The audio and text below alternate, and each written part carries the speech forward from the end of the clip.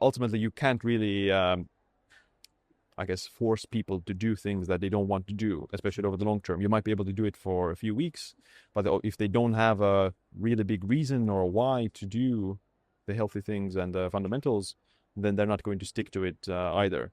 So it comes down to figuring out your why. Why do you want to do it, and what's your main goals with just healthy lifestyle?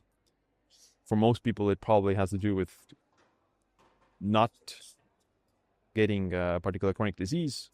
Maybe their parents died to some disease, or their grandparents died to some disease. So that's a motivating factor that I don't want to get it myself. It can also just be that you want to spend more time with your children and grandchildren later in life. So just figuring out what is the biggest reason you would want to stay healthy, finding like this reason why to do it. And the research on purpose in life and having a why is also shown to be supportive of living longer. Absolutely. It's funny because I was doing these hierarchies at a 3 in London and in Valencia, and I was looking great. And then all of a sudden I had other interests in life, and I've just seen my fitness completely shift, and my why kind of disappeared. And so the why has kind of shifted. And I work with a coach, and he tells me, not a physical coach, more of a mental coach. And he says, look, how you look is important for what you do as well. So you really need to incorporate your physical exercise into your work day as if it's like a meeting that you have, because it's part of, as someone who's in a, getting more into the spotlight, it's something that people judge on, fortunately or unfortunately. And so it's how you incorporate it into a larger purpose as well. And again, the fear of not being able to spend time with loved ones or whatever is a great purpose as well.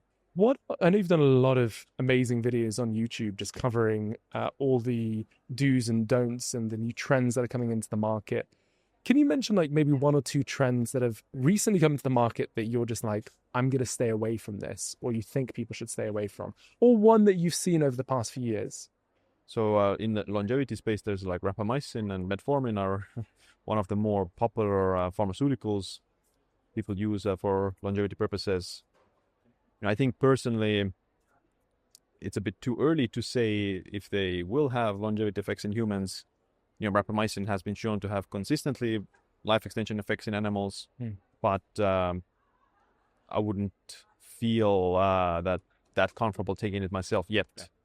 Maybe in a few years, there's going to be some studies on dogs done by Matt Kaeberlein that will possibly show what are the effects of rapamycin on companion dogs. So I'll be able to make a more educated decision based on those results.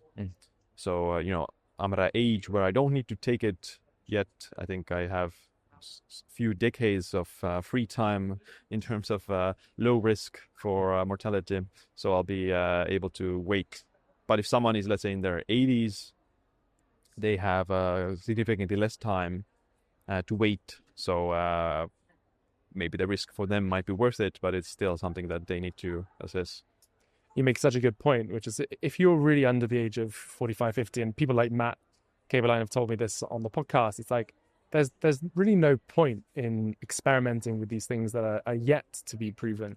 And so I think of I don't know how many thousands of people that take rapamycin, most people that I've asked are pretty much in their 50s, 60s, and are willing to take more of a risk.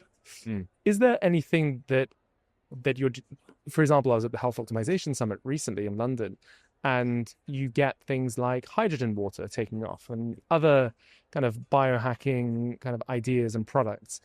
Are there any that you would recommend our listeners just to stay away from? Well, I wouldn't say maybe stay away from, but just not fall into the hype. So maybe methylene blue is an example of that has become popular over the last year. And methylene blue, again, can be quite useful for some situations. Based on research, is most beneficial for mitochondrial dysfunction. Perhaps some conditions like Alzheimer's or some other conditions characterized by mitochondrial dysfunction. In those situations, methylene blue can be useful, but otherwise healthy people have much less to gain from methylene blue, for example.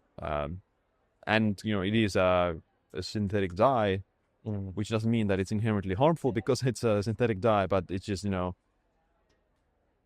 more like unnecessary if you're otherwise healthy.